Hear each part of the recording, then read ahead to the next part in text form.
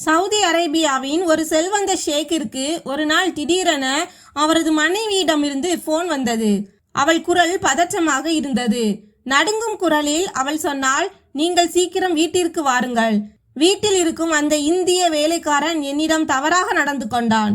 நான் மிகவும் பயந்து போய் இருக்கிறேன். என்னை நானே அறைக்குள் பூட்டிக் கொண்டேன். இதை கேட்டதும் ஷேக்கின் ரத்தம் கொதித்தது. அவர் ஒரு நிமிடம் கூட தாமதிக்காமல் நேரடியாக அங்கே சென்று பார்த்தார். அங்கே அவர் கண்ட காட்சி, அந்த வேலைக்காரனின் பெயர் பிரவீன். உத்தரப்பிரதேசத்தில் ஒரு சிறிய கிராமத்தைச் சேர்ந்த ஒரு சாதாரண இளைஞன். ஏழை குடும்பத்தில் வளர்ந்தாலும் பெரிய கனவுகளை கொண்டிருந்தான். அவனுக்கு திருமணமும் நடந்தது. ஆனால் சில வாரங்களிலேயே அவன் மனைவி எதையும் சொல்லாமல் அவனது தாய் வீட்டிற்கு சென்று விட்டாள். பிறகு ஒரு நாள் கிராம பஞ்சாயத்தில் அனைவர் முன்னிலையிலும் அவள் ஒரு குற்றச்சாட்டை வைத்தாள். அது பிரவீனின் காலடியில் இருந்த மண்ணையே நழுவ செய்தது. நான் அந்த வீட்டிற்கு திரும்பி போக மாட்டேன், ஏனென்றால் என் கணவன் ஒரு ஆணே இல்லை என்று கூறினாள். அதன்பின் அந்த கிராமமே அவனை பார்த்து சிரிக்க தொடங்கியது.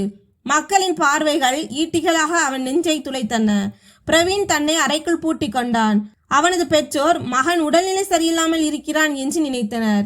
ஆனால் அவன் உடல்நிலை சரியில்லாமல் இல்லை, அவன் மனதளவில் உடைந்திருந்தான். ஒரு நாள் அவனது நண்பன் ஒருவன் போன் செய்தான். வெளிநாடு செல்லும் எண்ணம் இருந்தால் சவுதி விசா குறைந்த பணத்தில் கிடைக்கிறது, யோசித்துக்கொள் என்றான். அந்த நாள்தான் அவன் வாழ்க்கையில் நரகத்தையும் சொர்க்கத்தையும் காட்டப்போகும் நாளாக அமையவிருந்தது. அவன் விமானத்தில் ஏறிய அன்று பிரவீனின் கண்களில் ஒரு புதிய ஒளி இருந்தது. அவன் மனதில் ஒரே ஒரு எண்ணம்தான் ஓடிக்கொண்டிருந்தது. இனி நான் என் தாய் தந்தையை தலை நிமிரச் செய்வேன். கிராம மக்களின் ஏச்சு பேச்சுகளுக்கு என் உழைப்பின் மூலம் பதிலடி கொடுப்பேன். ஒரு நாள் அனைவர் முன்னிலையிலும் பெருமையுடன் சொல்வேன், ஆம், நீங்கள் யாரை ஆண்மையற்றவன் என்று கருதினீர்களோ அதே பிரவீன் தான் நான் என்று அவன் நினைத்தான். ஆனால் தான் பறந்து கொண்டிருக்கும் அந்த வானம் உண்மையில் ஒரு தங்க கூண்டாக மாறப்போகிறது என்பது அவனுக்கு தெரியவில்லை. சவுதியின் வெப்பக்காற்று அவனை வரவேற்கவில்லை, மாறாக துரோகத்தின் சுவர்கள் அவனை சூழ்ந்தன. விசா எடுத்து கொடுத்த அதே ஏஜென்ட் அவனை வரவேற்க விமான நிலையம் வந்திருந்தான். ஆனால் அந்த புன்னகையில் பொய் ஒளிந்திருந்தது. அந்த கைகளில் பிரவீனின் சுதந்திரத்தை பறிக்க போகும் ஒரு விலங்கு மறைந்திருந்தது. முதல் நாளிலேயே அவன் ஒரு கூடாரம் போன்ற இடத்திற்கு அழைத்து செல்லப்பட்டான். அங்கே இன்னும் சில தொழிலாளர்கள் இருந்தனர். யாருடைய கண்களிலும் நம்பிக்கை இல்லை, யாருடைய உதடுகளிலும் பேச்சில்லை. வெறும் உடல்கள் இயந்திரங்களைப் போல வேலை செய்து கொண்டிருந்தன. பிரவீன் கேட்டான், அண்ணா, இதுதான் நான் செய்ய வேண்டிய வேலையா? அதற்கு ஒரு தொழிலாளி சொன்னார், தம்பி, இனி என்ன கிடைக்கிறதோ அதைத்தான் செய்ய வேண்டும். இங்கே நம் பேச்சை கேட்க யாரும் இல்லை. அவனிடம் சொல்லப்பட்ட வேலை ஒரு பண்ணை வீட்டில் கால்நடைகளை பராமரிக்கும் லேசான வேலைதான். ஆனால் 3வது நாளே கட்டிடத்தின் கூரைக்கு கனமான செங்கற்களை தூக்கி செல்லுமாறு அவன் பணிக்கப்பட்டான். வெயிலில் உணவோ தண்ணீரோ இன்றி நாள் முழுவதும் அவன் வாடினான். அவன் இதை எதிர்த்த போது அந்த ஏஜென்ட் அவன் அருகில் வந்து மெதுவான குரலில் சொன்னான், உன்னுடைய எல்லா ஆவணங்களும் என்னிடம்தான் இருக்கிறது. அதிகமாக பேசினால் உன்னால் தப்பிக்கவும் முடியாது, ஊருக்கும் திரும்ப முடியாது. இங்கிருக்கும் போலீசார் எங்களை போன்றவர்களின் பேச்சைத்தான் கேட்பார்கள், புரிந்ததா? பிரவீன் பயந்து போனான். பணம் இல்லை, ஆவணங்கள் இல்லை, துணையும் இல்லை. அவனிடம் எஞ்சியிருந்தது மௌனமும் தவிப்பும் மட்டுமே. அவன் வேலை செய்ய தொடங்கினான். வியர்வை வழிந்தது, உடல் சோர்ந்தது. ஆனாலும் அவன் நினைத்தான், இன்னும் சில மாதங்கள் பொறுத்து கொள்வேன், பணம் சேர்ப்பேன், பிறகு ஊருக்கு திரும்பி என் பெற்றோருக்கு ஒரு நல்ல வீட்டை கட்டி தந்து புதிய வாழ்க்கையை தொடங்குவேன் என்று. ஆனால் விதி அவனுக்கு இன்னும் பெரிய துரோகத்தை எழுதியிருந்தது. ஒரு நாள் அதே ஏஜென்ட் அவனை ஒரு செல்வந்த ஷேக்கின் இடத்திற்கு அழைத்து சென்றான். இவர் எனக்கு தெரிந்தவர், இவரிடம் உனக்கு லேசான வேலை கிடைக்கும், இவருக்கு நம்பிக்கையான ஒரு ஆள் தேவை என்றான்.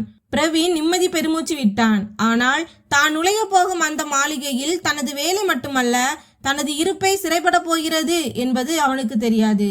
அந்த ஷேக் புன்னகையுடன் சொன்னார், சரி, நன்றாக வேலை செய்தால் உனக்குரிய பங்கை கொடுப்பேன், ஓய்வும் கிடைக்கும் என்றார்.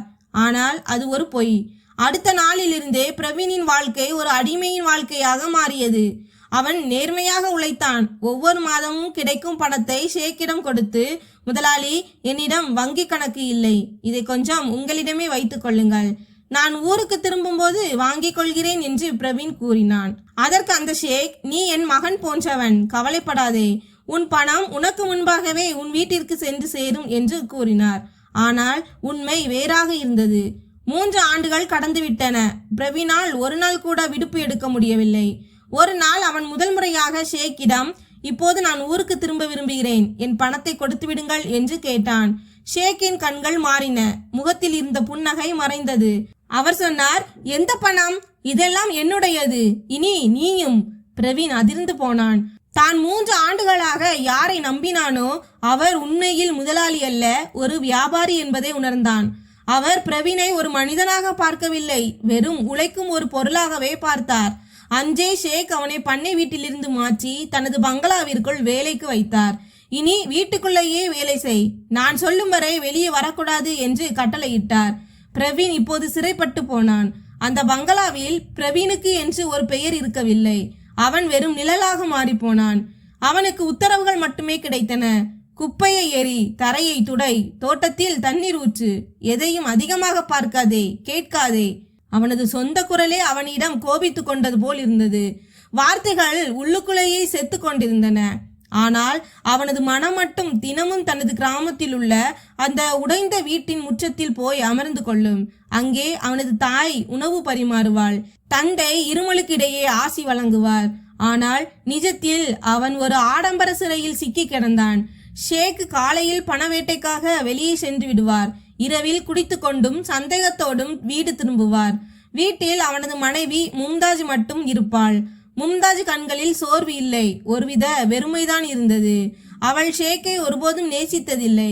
அந்த உறவை ஒரு ஒப்பந்தமாகவே வாழ்ந்து வந்தாள். அந்த ஒப்பந்தத்தின் சுவர்களுக்கு இடையே ஒரு நாள் ஒரு மனிதனின் உடைந்த ஆன்மாவை அவள் கண்டாள். அவள் சமையலறையில் நின்றிருந்த போது பிரவீன் தரையில் குனிந்து பாத்திரங்களை தேய்த்து கொண்டிருப்பதை பார்த்தாள். தோள்கள் சரிந்து, கண்கள் கீழ் நோக்கி, முகத்தில் ஒரு விம்மல் அடக்கப்பட்டிருந்தது. நீ இந்துஸ்தானியா என்று அவள் முதல் முறையாக கேட்டாள். பிரவீன் திடுக்கிட்டு நிமிர்ந்து பார்த்தான். எதுவும் சொல்லவில்லை, தலையை மட்டும் அசைத்தான். நீ இங்கே மகிழ்ச்சியாக இருக்கிறாயா என்று மும்தாஜ் மீண்டும் கேட்டாள். அந்த ஒரு கேள்வியை கேட்டதுமே 3 ஆண்டுகளாக கல்லாக இருந்த பிரவீனின் இதயம் ஒரு நொடியில் உருகத் தொடங்கியது. அவன் சொன்னான், மகாராணி, நான் இங்கே வேலை செய்ய வரவில்லை. என் அவமானத்திலிருந்தும் அசிங்கத்திலிருந்தும் தப்பித்து ஓடி வந்தேன். ஆனால் விதி என்னிடம் பழிவாங்கிவிட்டது போலிருக்கிறது. பிறகு அவன் விம்மி அழுது கொண்டே தன் முழு கதையையும் சொன்னான். என் கணவன் ஒரு ஆணே இல்லை என்று அவன் மனைவி ஊர் முன்னிலையில் சொன்ன அந்த நாளை பற்றி விவரித்தான். மக்களின் ஏளன சிரிப்பு, பஞ்சாயத்தின் தீர்ப்பு, அம்மாவின் மௌனம், அப்பாவின் குனிந்த தலை, பிறகு என்னை சவுதிக்கு வரவழைத்த அந்த ஒரு போன் கால். மகாராணி, கடந்த 3 ஆண்டுகளாக இங்கே ஒவ்வொரு காசையும் என் ரத்தத்தை சிந்தி உழைத்தேன். ஆனால் இன்று என் முதலாளியிடம், அதாவது உங்கள் கணவரிடம் என் உரிமையை கேட்டபோது அவர் என்னை இந்த வீட்டிற்குள் சிறை வைத்து விட்டார். இப்போது என் மூச்சு கூட அவர் அனுமதியோடு தான் நடக்கிறது. இதை கேட்ட மும்தாஜின் முகம் இறுகியது. ஆனால் அவள் கண்கள் கசிந்தன. உங்களை பார்த்தால் மனிதாபிமானம் உள்ளவர் போல் தெரிவதால் இதையெல்லாம் உங்களிடம் சொன்னேன் என்றான் பிரவீன். நீண்ட அமைதி நிலவியது. பிறகு மும்தாஜ் மெதுவாக சொன்னாள், இனி நீ தனி ஆள் இல்லை, என்னால் முடிந்ததை நான் செய்வேன். பிறகு அவள் எடுத்த முடிவு தேவ தூதர்களையே வியக்க வைக்கும் ஒன்றாக இருந்தது. அன்று இரவு ஷேக் வீட்டில் இல்லாத நேரத்தில் மும்தாஜ் போனை எடுத்து நடுங்கும் குரலில் 2 வரிகள் சொன்னாள். சீக்கிரம் வாருங்கள், வேலைக்காரன் என்னிடம் தவறாக நடக்க முயன்றான். நான் என்னை அறைக்குள் பூட்டிக் கொண்டேன். எனக்கு மிகவும் பயமாக இருக்கிறது. அந்த பொய்க்கு பின்னால் எந்த சதியும் இல்லை. அந்த பொய்க்கு பின்னால் ஒரு மனிதனின் சுதந்திரத்திற்கான முயற்சி இருந்தது. அடுத்த நாள் காலை அரபு வரலாற்றிலேயே நடக்காத ஒன்று நடந்தது. காலை 7 மணி. சவுதியின் வெப்பக்காற்றுக்கு இடையே அந்த ராஜ மாளிகைக்கு வெளியே 2 போலீஸ் வாகனங்கள் வேகமாக வந்து நின்றன. ஆயுதம் ஏந்திய வீரர்கள், அவர்களுக்கு முன்னால் ஒரு கண்டிப்பான இன்ஸ்பெக்டர். இங்கே ஒரு புகார் வந்திருக்கிறது. முதலாளியின் மனைவி ஆபத்தில் இருக்கிறார் என்ற சத்தத்துடன் வீட்டின் கதவுகள் உடைக்கப்பட்டன. உள்ளே அமைதியாக இருந்தது. ஆனால் அந்த அமைதியில் ஒரு பதற்றம் கலந்திருந்தது. பிரவீன் அப்போது முற்றத்தை சுத்தம் செய்து கொண்டிருந்தான். அவன் எதையும் புரிந்து கொள்வதற்குள் 4 ஆயுதம் ஏந்திய போலீசார் அவனை முழங்காலிடச் செய்தனர். கைகளை மேலே தூக்கு, அசையாதே, சொல், நீ என்ன செய்தாய் என்று மிரட்டினர். பிரவீன் நடுங்கிக் கொண்டிருந்தான். அவன் கண்களில் ஒரே ஒரு கேள்விதான் இருந்தது, இங்கே என்ன நடக்கிறது என்று. அப்போது உள்ளே இருந்த அறையின் கதவு திறக்கப்பட்டது. ஷேக்கின் மனைவி மும்தாஜ் தடுமாறும் காலடிகளுடன் வெளியே வந்தாள். கலைந்த தலைமுடி, சிவந்த கண்கள், காய்ந்த உதடுகள். என்ன நடந்தது என்று இன்ஸ்பெக்டர் கேட்டார். மும்தாஜ் தன் தொண்டையை சீர் செய்து கொண்டு சொன்னால், இவன் திடீரென என்னிடம் வாக்குவாதம் செய்ய தொடங்கினான். என் கணவர் இவனுடைய பணத்தை தரவில்லை என்று சொல்லி கத்தினான்.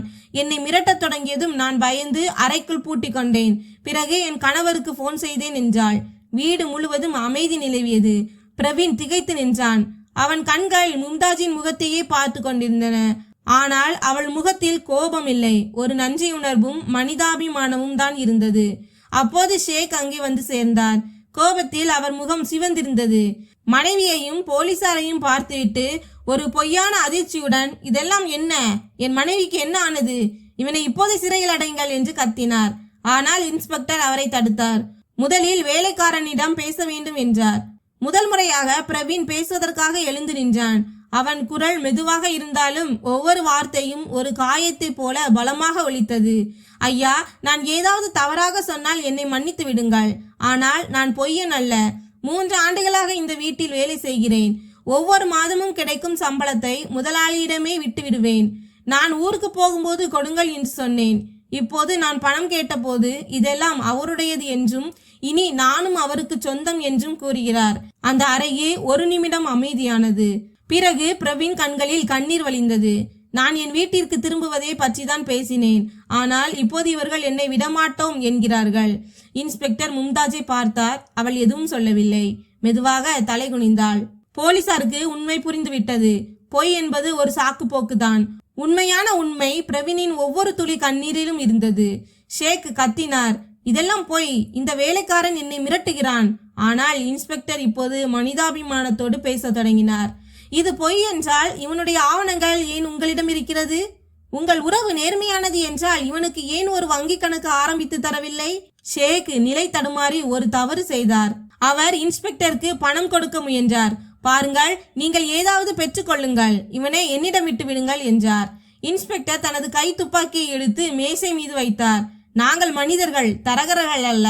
பணத்தால் எங்களை விலைக்கு வாங்க முடியாது. ஆனால் மனிதாபிமானம் எங்களை எப்போதும் பணிய வைக்கும்.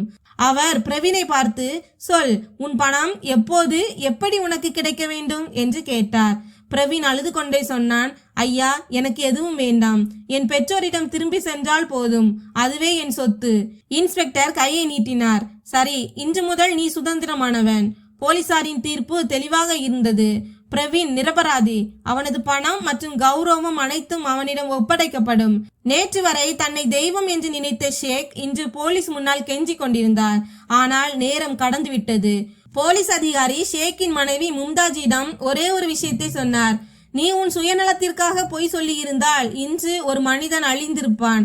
ஆனால் நீ சொன்ன இந்த பொய், நீ மனிதாபிமானத்திற்காக பொய் சொன்னாய். அதனால் தான் இந்த உலகம் இன்று உன் காலடியில் இருக்கிறது. மும்தாஜின் கண்களில் இருந்து கண்ணீர் வழிந்தது. ஆனால் அந்த கண்ணீரில் இன்று குற்ற உணர்வு இல்லை, பெருமை இருந்தது. பிரவீனிடம் அவனது 3 ஆண்டு உழைப்பிற்கான ஊதியம் சரியான கணக்குடன் ஒப்படைக்கப்பட்டது.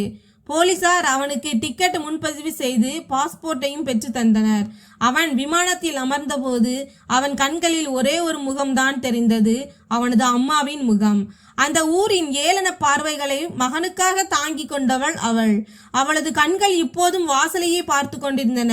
ஒவ்வொரு நிழலை பார்க்கும் போதும் ஒருவேளை என் மகன் வந்துவிட்டானோ என்ற எண்ணம் அவளுக்குள் ஓடும். பிரவீன் விமான நிலையத்தில் இறங்கிய போது அவன் ஓடவில்லை. மெதுவான நடையுடன் சென்று தன் தாய் தந்தையின் முன்னால் நின்றான். ஒரு நிமிடம் அவனது தாய்க்கு எதுவுமே புரியவில்லை. பிறகு தடுமாற்றத்துடன் முன்னால் வந்து தன் மகனை பிடித்து கொண்டாள்.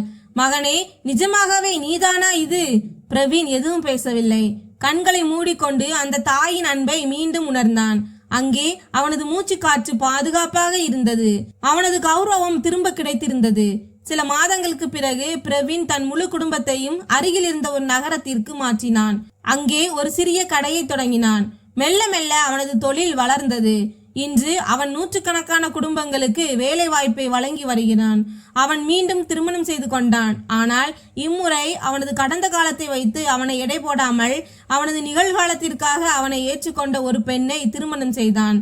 எப்போதாவது யாராவது அவனிடம், உன் மகாராணி மும்தாஜி சொன்ன அந்த பொய் தவறானது இல்லையா என்று கேட்டால் பிரவீன் புன்னகையுடன் சொல்வான், அன்று அந்த பொய் மட்டும் சொல்லப்படவில்லை என்றால் என்னால் இன்று இந்த உண்மையான வாழ்க்கையை வாழ்ந்திருக்கவே முடியாது என்பான். நண்பர்களே, சில நேரங்களில் ஒரு பொய் ஒரு மனிதனின் மிகப்பெரிய உண்மையாக மாறிவிடுகிறது. இந்த உலகம் பிரவீன் அவனை உடைக்க ஆயிரம் முயற்சிகளை செய்தது.